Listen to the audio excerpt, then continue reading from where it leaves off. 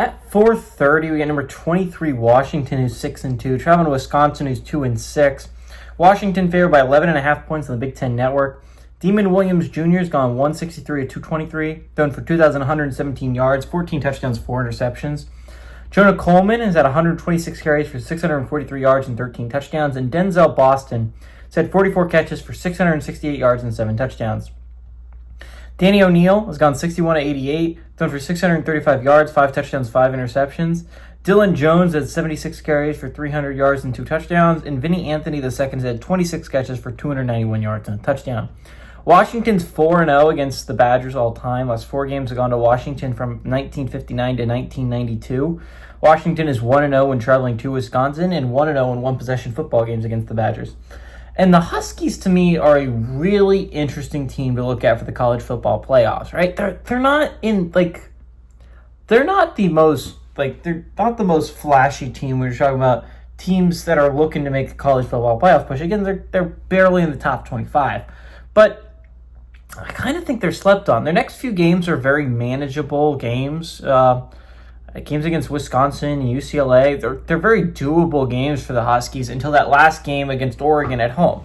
And obviously, Washington's kind of like Michigan to me, where it's like they could legitimately head into that game at 9-2, but they have to pull off such a major upset. I don't know where they sit. But to me, Washington's a lot more doable. Both games are played at home, but honestly, to me, it's not a big stretch to say the Huskies could win the game against Oregon. Oregon has not looked nearly as dominant as Ohio State, right? They're coming to Washington. That would just be such a massive game for the Huskies that could vault them into the college football playoffs. The thing I'm worried about for Washington, though, is how tiebreakers work out. Because right now, tiebreakers with 2 lost teams work out to Washington, just absolute catastrophe for the Huskies. Now, again, it's not likely to stay this way, but if the season ended today and you're looking at 2 lost football teams, now again, I would only have 1 2-loss football team even making my college football playoffs right now. Obviously, probably more will end up in the college football playoffs than that, and honestly, the one I have in it right now might end up falling out in Utah.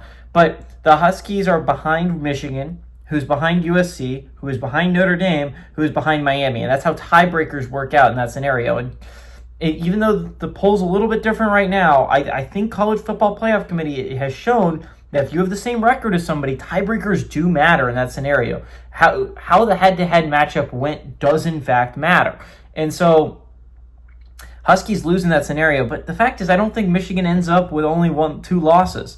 So again, tiebreakers wouldn't really matter then for Washington. So I think this is going to be a really interesting Huskies team to watch. Now, again, the Badgers are awful. We're talking about a dreadful football team in Wisconsin. Is there any hopes of going bowling? They need to win this game. They're not going to win this game. This is a game that Washington's going to win pretty handily. They're going on the road to Wisconsin. Maybe there's something there, but I still think this is an easy dub for the Huskies. Give me the Huskies to win. I like the Huskies to cover on the road and blow out the Badgers.